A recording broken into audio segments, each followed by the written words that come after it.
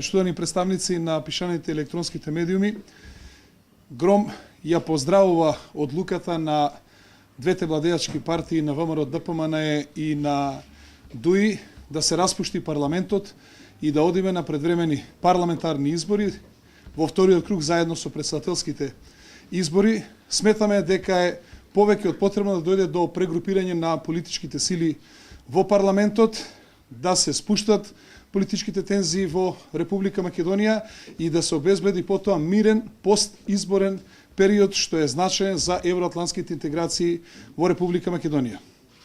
Од друга страна, слушаме повторно Социјалдемократскиот сојуз бара измени на изборниот законник, но измени на изборниот законник онака како што нив им одговара.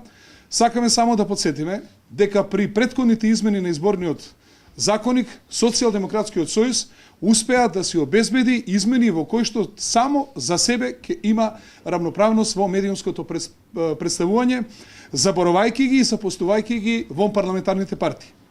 Сакам да кажам дека не е дозволиво да се зборува во името на демократијата, али да се зборува само за своја корис, имајќи во предвид дека на овие парламентарни избори стартуваме сите од нула.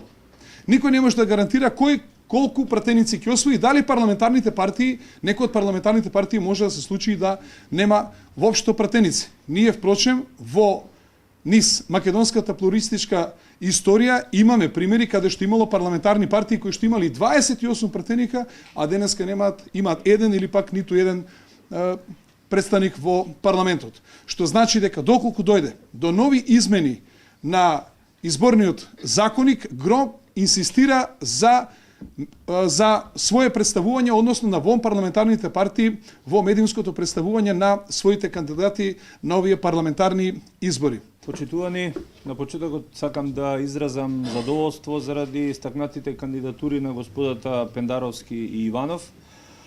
Исто така задоволство ми е што и граѓаните од албанска националност имаат свој представник на овие претседателски избори. Жал ми е што господјата Ванковска и господинот Ангелов не беа во состојба да го исполнат цензусот, односно да соберат 10.000 потписи, така што изборот на неопределените се сведува само на мојата кандидатура. Ве уверувам дека во текот на кампањата ќе имам исклучиво позитивна кампања, а од вас очекувам да не создавате перцепција на фаворити во јавноста. Ви благодарам.